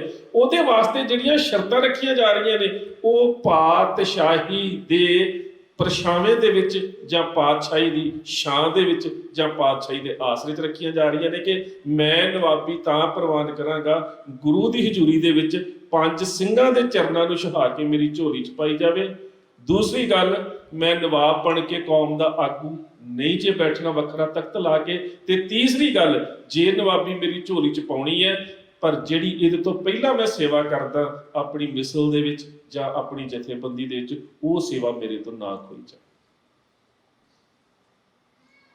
ਅੱਜ ਇਸੇ ਗੁਣ ਦੀ ਹੀ ਸਾਡੇ 'ਚ ਘਾਟ ਹੈ। ਹੁਣ ਇੱਥੇ ਨਵਾਬੀ ਦੀ ਪੇਸ਼ਕਸ਼ ਹੋ ਰਹੀ ਹੈ ਤੇ ਉਹ ਕਹਿ ਰਹੇ ਨੇ ਕਿ ਇਹ ਜਿਹੜੀ ਨਵਾਬੀ ਹੈ ਇਹ ਉਸ ਪਾਤਸ਼ਾਹੀ ਦਾਅਵੇ ਦੀ ਸ਼ਾਮਤ ਹੇਠ, ਪਰਛਾਵੇਂ ਦੇ ਹੇਠ ਸਵੀਕਾਰ ਕੀਤੀ ਜਾ ਸਕਦੀ ਹੈ, ਨਹੀਂ ਤੇ ਹਮਕੋ ਲੋੜ ਨਵਾਬੀ ਨਹੀਂ। ਮੈਨੂੰ ਸੇਵਾ ਦੇ ਵਿੱਚ ਬਹੁਤ ਆਨੰਦ ਆ ਰਿਹਾ। ਸੋ ਇਹ ਜਿੰਨਾ ਚਿਰ ਸਾਡੇ ਜਿਹੜਾ ਰਾਜ ਸਾਡੇ ਕੋਲ ਆਉਂਦਾ ਹੈ, ਜਦੋਂ ਅਸੀਂ ਸ਼ੇਰੇ ਪੰਜਾਬ ਮਹਾਰਾਜਾ ਰਣਜੀਤ ਸਿੰਘ ਦੀ ਗੱਲ ਕਰਦੇ ਹਾਂ, ਜਦੋਂ ਅਸੀਂ ਇਹ ਗੱਲ ਕਹਿੰਦੇ ਹਾਂ ਕਿ ਉਹ ਸਿਰ ਜਿਨ੍ਹਾਂ ਦੇ ਮੁੱਲ ਪੈਂਦੇ ਸੀ ਉਹ ਸਿਰ ਉੱਚੇ ਕਰਕੇ ਜ਼ਿੰਦਗੀ ਜੀਉਣ ਵਾਲੇ ਹੋ ਗਏ। ਉਹ ਸਿਰ ਜਿਨ੍ਹਾਂ ਦੇ ਖੋਪਰ ਉਤਾਰੇ ਜਾਂਦੇ ਸੀ, ਉਹਨਾਂ ਦੇ ਸਿਰ ਦੇ ਉੱਪਰ ਤਾਜ ਸੀ। ਉਹ ਸਿੱਖ ਜਿਨ੍ਹਾਂ ਦੇ ਬੰਦ-ਬੰਦ ਕੱਟੇ ਜਾਂਦੇ ਸੀ, ਉਹਨਾਂ ਦੇ ਡੋਲਿਆਂ ਦੇ ਉੱਪਰ ਕੋਹੇ ਨੂਰ ਵੱਜ ਗਿਆ। ਤੇ ਉਹਦੇ ਪਿੱਛੇ ਆਗੂ ਪ੍ਰਣਾਲੀ ਦੀਆਂ, ਸਾਡੀ ਲੀਡਰਸ਼ਿਪ ਦੀਆਂ ਸਿਫਤਾਂ ਸੀ ਕਿ ਉਹਨਾਂ ਨੇ ਉਸ ਸਦੀ ਦੇ ਵਿੱਚ, ਉਸ ਸੰਘਰਸ਼ ਦੇ ਵਿੱਚ ਆਪਣੇ ਅਕੀਦੇ ਨੂੰ ਤੇ ਆਪਣੇ ਕਿਰਦਾਰ ਨੂੰ ਕਿਵੇਂ ਕਾਇਮ ਰੱਖਿਆ, ਕਿ ਜਿਹਦੇ ਵਿੱਚੋਂ ਜੇਕਰ ਉਹਨਾਂ ਨੂੰ ਦੁਨਿਆਵੀ ਬਾਦਸ਼ਾਹੀ ਦੀ ਪੇਸ਼ਕਸ਼ ਵੀ ਹੁੰਦੀ ਹੈ ਤੇ ਉਹ ਆਪਣੇ ਦਾਅਵੇ ਨੂੰ ਸਲਾਮਤ ਕਿਵੇਂ ਰੱਖਦੇ। ਇਹ ਸਭ ਤੋਂ ਅਹਿਮ ਗੱਲ ਸੀ। ਅਗਲੀ ਗੱਲ ਸੀ ਕਿ ਜਿੰਨਾ ਚਿਰ ਤੱਕ, ਜਿਹੜੀ ਮੈਂ ਸਮਾਜ ਦੀ ਗੱਲ ਕੀਤੀ ਸੀ, ਜਿੰਨਾ ਚਿਰ ਤੱਕ ਕੌਮ ਦਾ ਆਗੂ ਸਮਾਜ ਦੀਆਂ ਸਮੱਸਿਆਵਾਂ ਵਾਸਤੇ ਜੂਝਣ ਲਈ ਤਿਆਰ ਨਹੀਂ ਹੈ, ਉਹਨਾਂ ਚਿਰ ਵੀ ਆਗੂ ਬਣਨਾ ਤੇ ਅਖਾਉਣਾ ਬਹੁਤ ਔਖਾ। ਭਾਈ ਤਾਰਾ ਸਿੰਘ ਵਾਂ ਦੀ ਸ਼ਹਾਦਤ ਸਾਡੇ ਸਾਹਮਣੇ ਹੈ। ਭਾਈ ਤਾਰਾ ਸਿੰਘ ਵਾਂ ਦੀ ਸ਼ਹਾਦਤ ਦੇ ਕਾਰਨ ਜਿਹੜੇ ਨੇ, ਜੇ ਉਹਨਾਂ ਨੂੰ ਮੂਲ ਰੂਪ ਚ ਸਮਝਣ ਦਾ ਯਤਨ ਕਰੀਏ, ਤੇ ਨੌਸ਼ਹਿਰੇ ਦੇ ਚੌਧਰੀ ਹਰ ਸਹਾਏ ਦੀਆਂ ਜਿਹੜੀਆਂ ਘੋੜੀਆਂ ਨੇ, ਉਹ ਇੱਕ ਕਿਸਾਨਾਂ ਦੀ ਫਸਲ ਨੂੰ ਉਜਾੜਦੀਆਂ ਨੇ। ਤੇ ਭਾਈ ਅਮਰ ਸਿੰਘ ਤੇ ਭਾਈ ਬਘੇਲ ਸਿੰਘ, ਉਹ ਜਿਹੜੀਆਂ ਘੋੜੀਆਂ ਨੇ ਤਬੇਲੇ ਚੋਂ ਕੱਢ ਕੇ ਪੱਟੀ ਦੇ ਹਾਕਮ ਆਲਾ ਸਿੰਘ ਨੂੰ ਦੇ ਦਿੰਦੇ ਨੇ। ਕੁਝ ਪੈਸੇ ਲੈ ਕੇ ਆਉਂਦੇ ਨੇ, ਤਾਰਾ ਸਿੰਘ ਵਾਂ ਦਾ ਜਿਹੜਾ ਲੰਗਰ ਹੈ ਉਹ ਰਕਮ ਉਹਦੇ ਵਿੱਚ ਪਾ ਦਿੰਦੇ ਨੇ। ਉਸ ਸਮੇਂ ਹਕੂਮਤ ਨੂੰ ਪਤਾ ਲੱਗਦਾ ਹੈ, ਹਰ ਸਹਾਏ ਲਾਹੌਰ ਜਾਂਦਾ ਹੈ। ਲਾਹੌਰ ਦੇ ਹਾਕਮ ਦੇ ਵੱਲੋਂ ਉਸ ਵੇਲੇ ਭਾਈ ਤਾਰਾ ਸਿੰਘ ਵਾਂ ਦੇ ਵਾੜੇ ਦੇ ਉੱਪਰ ਹਮਲਾ ਕੀਤਾ ਜਾਂਦਾ ਹੈ, ਉਹਨਾਂ ਦੀ ਸ਼ਹਾਦਤ ਹੁੰਦੀ ਹੈ। ਤੇ ਉਹਨਾਂ ਦੀ ਸ਼ਹਾਦਤ ਜਿਹੜੀ ਹੈ, ਉਹਦਾ ਫਿਰ ਕਾਰਨ ਸਮਝੋ ਕੀ ਹੈ, ਕਿ ਉਸ ਇਲਾਕੇ ਦੇ ਵਿੱਚ ਜਿੱਥੇ ਸਿੱਖਾਂ ਦੇ ਆਗੂ ਹੋਣ ਦਾ ਦਾਅਵਾ ਕਰਨ ਵਾਲਾ ਸਿੱਖ ਵਸ ਰਿਹਾ ਹੈ, ਉਸ ਇਲਾਕੇ ਦੇ ਵਿੱਚ ਕਿਸੇ ਦਾ ਕੋਈ ਨੁਕਸਾਨ ਨਾ ਹੋਵੇ, ਤੇ ਉਹਦੇ ਵਾਸਤੇ ਉਹ ਸ਼ਹਾਦਤ ਦੇਣ ਲਈ ਵੀ ਤਿਆਰ ਹੈ। ਫਿਰ ਅਗਲੀ ਗੱਲ ਕਿ ਜਿਹੜੀ ਉਹ ਧਿਰ, ਪੰਥ ਦੀ ਸੰਘਰਸ਼ੀਲ ਧਿਰ ਹੈ, ਉਹ ਕਿੰਨੀ ਇਮਾਨਦਾਰ ਹੋਵੇਗੀ ਕਿ ਉਹਦੇ ਦਿੱਤੇ ਹੋਏ ਫੈਸਲਿਆਂ ਦੇ ਉੱਪਰ ਜਿਹੜੀ ਪੰਥ ਦੀ ਆਗੂ ਪ੍ਰਣਾਲੀ ਹੈ, ਉਹ ਪੂਰੀ ਤਰ੍ਹਾਂ ਦੇ ਨਾਲ ਦ੍ਰਿੜ ਵਿਸ਼ਵਾਸ ਦੇ ਨਾਲ ਪਹਿਰਾ ਦਿੰਦੀ ਹੈ। ਉਹਦਾ ਹੁਣ ਕਾਰਨ ਸਮਝਿਓ ਕਿ ਉਹ ਜਿਹੜੀ ਸਾਡੀ ਧਿਰ ਹੈ, 1726 ਤੋਂ ਬਾਅਦ ਦਾ ਪਹਿਲਾ ਸਰਬੱਤ ਖਾਲਸਾ ਭਾਈ ਤਾਰਾ ਸਿੰਘ ਵਾਂ ਦੀ ਸ਼ਹਾਦਤ ਤੋਂ ਬਾਅਦ ਦਾ ਜਿਹੜਾ ਸਰਬੱਤ ਖਾਲਸਾ ਹੈ, ਉਹਦੇ 'ਚ ਕੁਝ ਫੈਸਲੇ ਲਏ ਜਾਂਦੇ। ਉਹ ਜਿਹੜਾ ਸਰਬੱਤ ਖਾਲਸਾ ਹੈ, ਉਹ ਪੰਥ ਦੀ ਉਸ ਪਾਤਸ਼ਾਹੀ ਦਾਅਵੇ ਦੀ ਨੁਮਾਇੰਦਗੀ ਦਾ ਪ੍ਰਤੀਕ ਹੈ। ਵੀਰ ਜੀ ਨੇ ਤੇ ਸਰਬੱਤ ਖਾਲਸਾ ਦੇ ਉੱਪਰ ਬਹੁਤ ਕੰਮ ਕੀਤਾ ਹੈ, ਸ਼ੁਰੂ ਤੋਂ ਲੈ ਕੇ ਅਜੇ ਵੀ ਕਰ ਰਹੇ ਨੇ। ਖੈਰ, ਉਹਦੇ ਜਿਹੜੇ ਫੈਸਲੇ ਨੇ, ਉਹ ਹੈ ਮੁਖਬਰਾਂ ਨੂੰ ਸੋਧਣਾ, ਸਰਕਾਰੀ ਤਬੇਲੇ ਲੁੱਟਣੇ ਤੇ ਸਰਕਾਰੀ ਹਥਿਆਰ ਲੁੱਟਣੇ। ਉਹਦੇ ਸਾਨੂੰ ਇਹ ਮੁੱਖ ਤਿੰਨ ਫੈਸਲੇ ਜਿਹੜੇ ਨੇ ਉਹ ਨਜ਼ਰ ਆਉਂਦੇ। ਹੁਣ ਇਹ ਫੈਸਲਾ ਕਰਨ ਵਾਲਾ ਜਿਹੜਾ ਸਾਡਾ ਉਸ ਸਮੇਂ ਦਾ ਪ੍ਰਬੰਧ ਹੈ, ਉਹ ਹੈ ਜਿਹੜਾ ਪੰਥ ਗੁਰੂ ਦੇ ਸਿਧਾਂਤ ਦੇ ਅਨੁਕੂਲ ਹੈ। ਤੇ ਉਸ ਸਿਧਾਂਤ ਦੇ ਅਨੁਕੂਲ ਜਿਨ੍ਹਾਂ ਨੇ ਅੱਗੇ ਸੰਸਾਰਿਕ ਤੌਰ ਤੇ ਬਾਦਸ਼ਾਹੀ ਦਾਅਵੇ ਨੂੰ ਰੱਖਣਾ ਹੈ, ਉਹ ਉਸ ਤੇ ਪਹਿਰਾ ਕਿਵੇਂ ਦਿੰਦੇ ਨੇ। ਸਰਦਾਰ ਕਪੂਰ ਸਿੰਘ ਜਿਹੜੇ ਨਵਾਬ ਕਪੂਰ ਸਿੰਘ ਬਣਦੇ ਨੇ, ਇਹ ਰਿਆੜਕੀ ਦੇ ਇਲਾਕੇ ਦੇ ਵਿੱਚ, ਜਿਸ ਨੂੰ ਅੱਜ ਹਰਗੋਬਿੰਦਪੁਰ ਸਾਹਿਬ ਦਾ ਇਲਾਕਾ ਕਿਹਾ ਜਾਂਦਾ ਹੈ, ਉਸ ਇਲਾਕੇ ਦੇ ਵਿੱਚ, ਰਿਆੜਕੀ ਦਾ ਇਲਾਕਾ, ਉਸ ਇਲਾਕੇ ਦੇ ਵਿੱਚ ਨੇ ਇੱਕ ਮੁਖਬਰ ਨੇ ਆ ਕੇ ਖਬਰ ਦਿੱਤੀ। ਮੁਖਬਰ ਨੇ ਖਬਰ ਇਹ ਦਿੱਤੀ ਹੈ ਕਿ ਸਿਆਲਕੋਟ ਦਾ ਸੇਠ ਪ੍ਰਤਾਪ ਚੰਦ ਇੱਕ ਬੜਾ ਵੱਡਾ, ਕਹਿ ਸਕਦੇ ਹੋ, ਕਾਫਲਾ ਲੈ ਕੇ ਦਿੱਲੀ ਨੂੰ ਜਾ ਰਿਹਾ। ਉਸ ਕਾਫਲੇ ਦੇ ਵਿੱਚ ਬਹੁਤ ਸਾਰੇ ਖਾਣ ਵਾਲੇ ਪਦਾਰਥ ਨੇ, ਜਿਸ ਨੂੰ ਅੱਜ ਡਰਾਈ ਫਰੂਟ ਕਹਿ ਸਕਦੇ ਹਾਂ। ਉਸ ਸਮੇਂ ਸਰੋਤਾਂ 'ਚ ਲਿਖਿਆ ਮੇਵੇ ਤੇ ਗਿਰੀਆਂ, ਇਹ ਕੁਝ ਹੈ। ਇਹਦੇ ਤੋਂ ਇਲਾਵਾ ਚਾਦਰਾਂ, ਅੱਜ ਦੇ ਹਿਸਾਬ ਦੇ ਨਾਲ ਕੰਬਲ ਕਹਿ ਲਈਏ ਜਾਂ ਲੋਈਆਂ ਕਹਿ ਲਈਏ, ਇਹ ਸਭ ਕੁਝ ਉਹਦੇ ਵਿੱਚ ਹੈ। ਕਹਿਣ ਤੋਂ ਭਾਵ ਕਿ ਵਸਤਰ ਤੇ ਖਾਣ ਵਾਲੇ ਪਦਾਰਥ, ਤੇ ਉਹ ਦਿੱਲੀ ਲੈ ਕੇ ਜਾ ਰਿਹਾ। ਹੁਣ ਇਹਨਾਂ ਦੋਵਾਂ ਚੀਜ਼ਾਂ ਦੀ ਲੋੜ ਹੈ ਉਸ ਵੇਲੇ ਪੰਥ। ਉਹਨਾਂ ਦੇ ਸਿਰਾਂ ਦੇ ਮੁੱਲ ਪਏ ਨੇ, ਉਹ ਜੰਗਲਾਂ ਦੇ ਵਿੱਚ ਰਹਿ ਰਹੇ ਨੇ, ਉਹਨਾਂ ਨੂੰ ਰੋਜ਼ ਸੰਘਰਸ਼ ਕਰਨਾ ਪੈ ਰਿਹਾ। ਤਨ ਤੇ ਕੋਈ ਕੱਪੜਾ ਵੀ ਨਹੀਂ। ਗਿਆਨੀ ਗਿਆਨ ਸਿੰਘ ਨੇ ਉਸ ਸਮੇਂ ਜਿਹੜੇ ਸਿੱਖਾਂ ਦੇ ਹਾਲਾਤ ਚਿੱਤਰੇ ਨੇ, ਉਹ ਬੜੇ ਪਿਆਰੇ ਨੇ, ਕਿ ਉਹਨਾਂ ਦੇ ਕਿਰਪਾਨਾਂ ਦੇ ਮਿਆਨ ਵੀ ਟੁੱਟੇ ਹੋਏ ਨੇ, ਰੱਸੀਆਂ ਦੇ ਨਾਲ ਘੋੜਿਆਂ ਦੀਆਂ ਲਗਾਮਾਂ ਬਣਾਈਆਂ ਹੋਈਆਂ ਨੇ, ਉਹਨਾਂ ਦੀਆਂ ਦਸਤਾਰਾਂ ਦੇ ਕੱਪੜੇ ਫਟੇ ਹੋਏ ਨੇ, ਉਹਨਾਂ ਦੇ ਕਛਹਿਰਿਆਂ ਦਾ ਬੁਰਾ ਹਾਲ ਹੈ। ਬੜਾ ਲੰਬਾ ਤੇ ਬਹੁਤ ਪਿਆਰਾ ਉਹਨਾਂ ਨੇ ਲਿਖਿਆ। ਇਸ ਚੀਜ਼ ਦੀ ਲੋੜ ਹੈ। ਤੇ ਜਦੋਂ ਸੇਠ ਪ੍ਰਤਾਪ ਚੰਦ ਉਧਰੋਂ ਸਿਆਲਕੋਟ ਤੋਂ ਹੁੰਦਾ ਹੋਇਆ ਜੰਮੂ ਕਸ਼ਮੀਰ ਦੇ ਰਸਤੇ ਇੱਧਰ ਨੂੰ ਲੰਘਣ ਲੱਗਾ, ਤੇ ਰਿਆੜਕੀ ਦੇ ਇਲਾਕੇ 'ਚ ਸਿੰਘਾਂ ਨੇ ਘੇਰ ਲਿਆ। ਉਹ ਆਪ ਤੇ ਭੱਜ ਗਿਆ, ਇਸ ਗੱਲ ਦਾ ਬੜਾ ਵਿਸਥਾਰ ਜ਼ਿਕਰ ਗਿਆਨੀ ਗਿਆਨ ਸਿੰਘ ਨੇ ਕੀਤਾ ਹੈ, ਜਿਨ੍ਹਾਂ ਦਾ ਨਾਮ ਵੀਰ ਜੀ ਨੇ ਹੁਣੇ ਥੋੜਾ ਚਿਰ ਪਹਿਲਾਂ ਲਿਆ, ਮਹਾਰਾਜਾ ਰਣਜੀਤ ਸਿੰਘ ਦੇ ਸਮੇਂ ਜਿਹੜੇ ਹੋਏ। ਉਹਨਾਂ ਨੇ ਬੜਾ ਵਿਸਥਾਰ ਜ਼ਿਕਰ ਕੀਤਾ ਹੈ ਕਿ ਸੇਠ ਪ੍ਰਤਾਪ ਚੰਦ ਜਿਹੜਾ ਸੀ ਕਿਸੇ ਦੇ ਘਰ ਜਾ ਕੇ ਲੁਕ ਗਿਆ। ਉਹਦੇ ਬਾਕੀ ਜਿਹੜੇ ਗਡਵਾਨ ਸੀ ਉਹ ਜਿਹੜੇ ਸੀਗੇ ਕੁਝ ਸਿੱਖਾਂ ਦੇ ਹੱਥ ਆ ਗਏ। ਜਿਹੜਾ ਉਹਦਾ ਕਹਿ ਸਕਦੇ ਹੋ ਕਾਫਲੇ ਦੇ ਵਿੱਚ ਸਮਾਨ ਸੀ, ਰਸਦ ਸੀ, ਉਹ ਜਥਿਆਂ ਦੇ ਵਿੱਚ ਪਿਆ। ਤੇ ਸਰਦਾਰ ਕਪੂਰ ਸਿੰਘ ਪੁੱਛਦੇ ਨੇ, ਕਹਿੰਦੇ ਨੇ ਕਿ ਤੁਹਾਡਾ ਮਾਲਕ ਕਿੱਥੇ? ਉਹ ਗੱਡੇ ਨੂੰ ਹਿੱਕਣ ਵਾਲਾ ਇੱਕ ਆ ਕੇ ਦੱਸਦਾ ਹੈ ਕਿ ਤੁਹਾਡੇ ਤੋਂ ਡਰਦਾ ਮਾਰਾ ਕਿਤੇ ਲੁਕਿਆ ਬੈਠਾ। ਕਹਿੰਦਾ ਜਾਓ ਉਹਨੂੰ ਕੱਢ ਕੇ ਲੈ ਕੇ ਆਓ। ਸੇਠ ਪ੍ਰਤਾਪ ਚੰਦ ਨੂੰ ਕੱਢ ਕੇ ਲਿਆਂਦਾ ਜਾਂਦਾ ਹੈ, ਸਰਦਾਰ ਕਪੂਰ ਸਿੰਘ ਦੇ ਸਾਹਮਣੇ ਪੇਸ਼ ਕੀਤਾ ਜਾਂਦਾ ਹੈ। ਸਰਦਾਰ ਕਪੂਰ ਸਿੰਘ ਕਹਿੰਦੇ ਸੇਠ ਜੀ ਕਿੰਨੇ ਕੁ ਦਾ ਮਾਲ ਸੀ? ਆ ਤੁਹਾਡੀ ਰਸਦ ਤੇ ਤੁਹਾਡਾ ਜਿਹੜਾ ਸਮਾਨ ਹੈ ਇਹ ਕਿੰਨੀ ਕੁ ਕੀਮਤ ਦਾ ਸੀ? ਕਹਿੰਦਾ ਜੀ ਅਜੇ ਪਤਾ ਨਹੀਂ, ਅਜੇ ਤੇ ਮੈਂ ਖਰੀਦਿਆ ਸੀ ਤੇ ਦਿੱਲੀ ਜਾ ਕੇ ਵੇਚਣਾ ਸੀ। ਉਦੋਂ ਵਪਾਰੀ ਦੋ ਤਰ੍ਹਾਂ ਦੇ ਹੁੰਦੇ ਸੀ, ਇੱਕ ਉਹ ਸੀ ਜਿਹੜੇ ਹਕੂਮਤ ਦੇ ਵੱਲੋਂ ਪੈਸਾ ਲੈ ਕੇ ਤੁਰਦੇ ਸੀ ਤੇ ਸਮਾਨ ਖਰੀਦ ਕੇ ਜਾ ਕੇ ਦੇ ਦਿੰਦੇ ਸੀ। ਇੱਕ ਉਹ ਹੁੰਦੇ ਸੀ ਜਿਹੜੇ ਪਹਿਲਾਂ ਸਮਾਨ ਖਰੀਦਦੇ ਸੀ ਤੇ ਹਕੂਮਤ ਨੂੰ ਵੇਚ ਕੇ ਪੈਸਾ ਲੈਂਦੇ ਸੀ।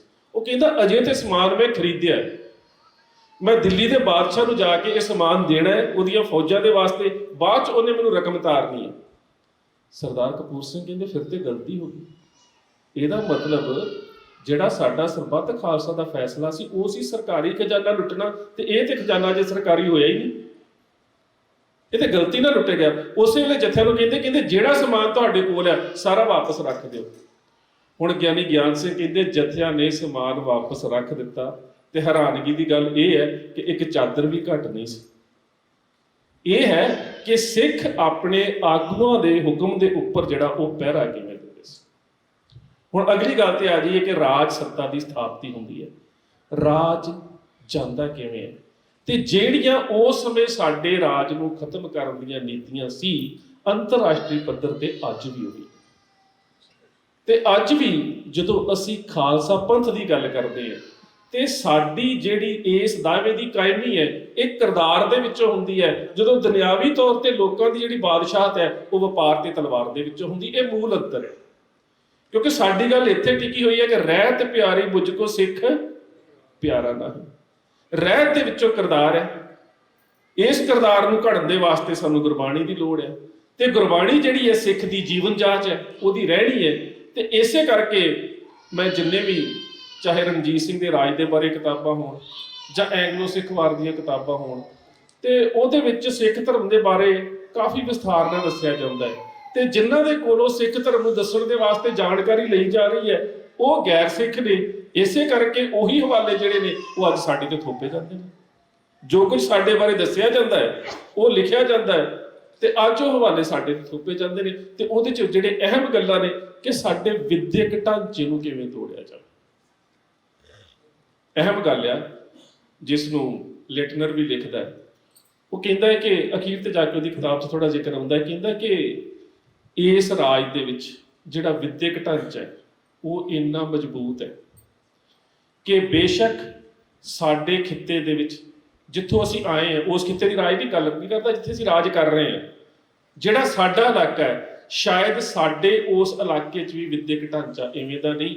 ਇੱਥੇ ਹਰ ਗਰੀਬ ਵਿਅਕਤੀ ਵੀ ਪੜ੍ਹਨ ਦੀ ਤੇ ਲਿਖਣ ਦੀ ਕਾਬਲੀਅਤ ਰੱਖਦਾ।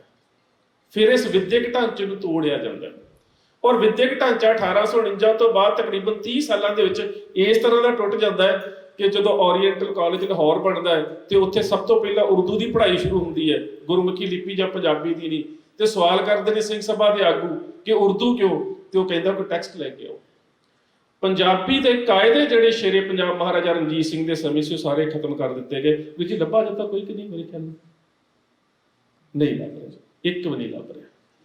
ਇੰਨੀ ਜ਼ਿਆਦਾ ਯੋਜਨਾਬੱਧ ਤਰੀਕੇ ਦੇ ਨਾਲ ਉਹ ਖਤਮ ਕੀਤਾ ਗਿਆ। ਮੈਂ ਵੀਰ ਜੀ ਨੂੰ ਇਸ ਕਰਕੇ ਪੁੱਛਿਆ ਕਿ ਇਹਨਾਂ ਦਾ ਇੱਕ ਬਹੁਤ ਵੱਡਾ ਪ੍ਰੋਜੈਕਟ ਹੈ ਜਿਹਦੇ 'ਚ ਸਾਰੇ ਸਿੱਖ ਇਤਿਹਾਸ ਨੂੰ ਜਾਂ ਸਾਡੇ ਪੁਰਾਤਨ ਹੱਥ ਲਿਖਤਾਂ ਤੇ ਸਰੋਤਾਂ ਨੂੰ ਡਿਜੀਟਲਾਈਜ਼ ਕਰਦੇ ਨੇ। ਮੈਨੂੰ ਸੀਗਾ ਕਿ ਸ਼ਾਇਦ ਕੋਈ ਹੋਵੇ, ਕਿਉਂਕਿ ਬਹੁਤ ਲੱਭਣ ਦਾ ਯਤਨ ਕੀਤਾ, ਨਹੀਂ ਮਿਲਿਆ।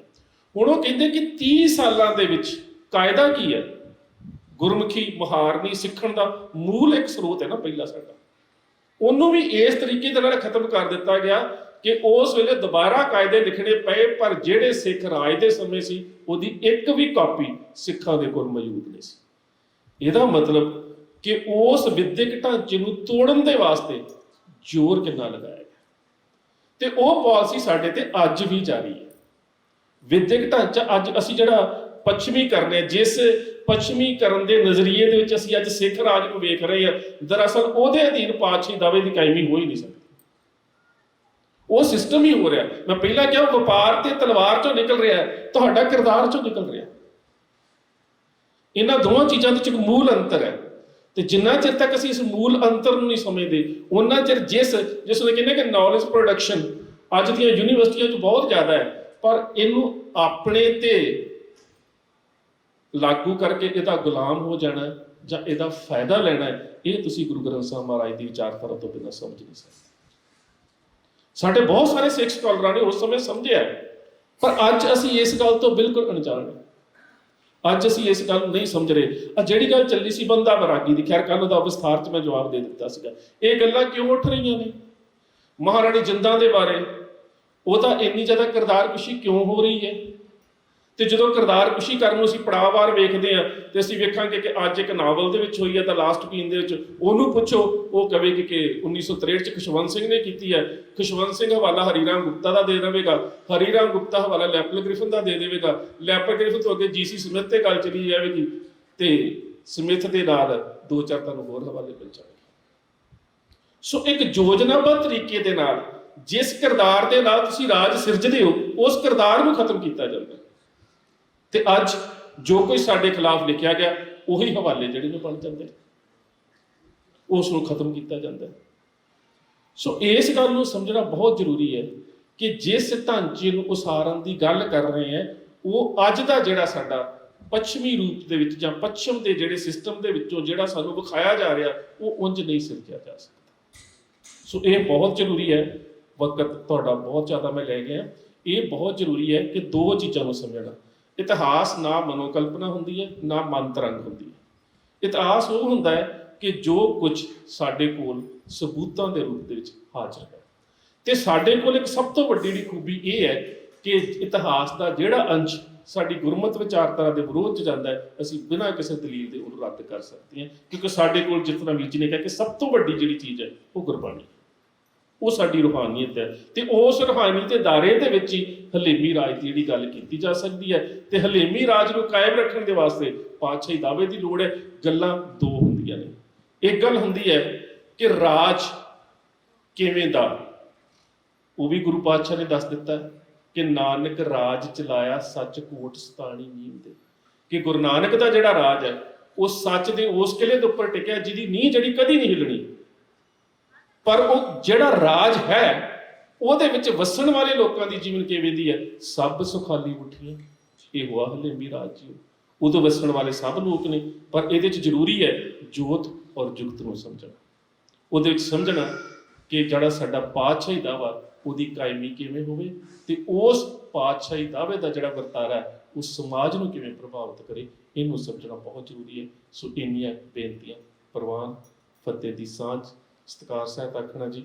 ਵਾਹਿਗੁਰੂ ਜੀ ਕਾ ਖਾਲਸਾ, ਵਾਹਿਗੁਰੂ ਜੀ ਕੀ ਫਤਿਹ।